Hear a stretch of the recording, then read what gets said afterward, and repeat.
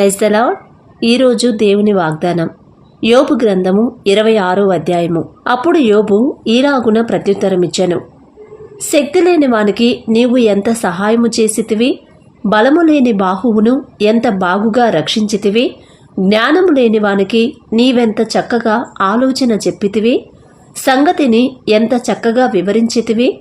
నీవు ఎవని ఎదుట మాటలను ఉచ్చరించితివి, ఎవని ఊపిరి నీలో నుండి బయలుదేరినది.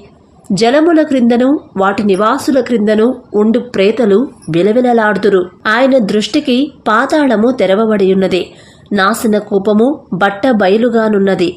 శూన్య మండలముపైని ఉత్తర దిక్కుననున్న ఆకాశ విశాలమును ఆయన పరిచెను.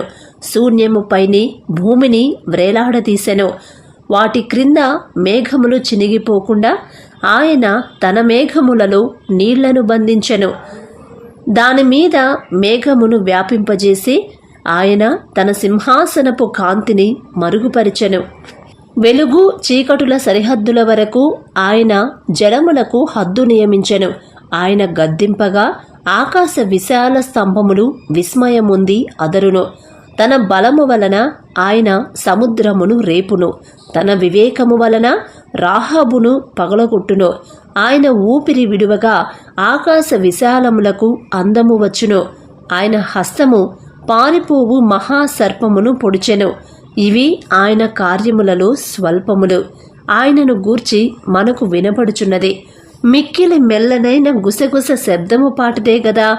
గర్జనలు చేయు ఆయన మహాబలము ఎంతైనది గ్రహింపగలవాడెవడు. దేవుడి పరిశుద్ధ వాక్యం దీవించునుగాక. ఆమేన్.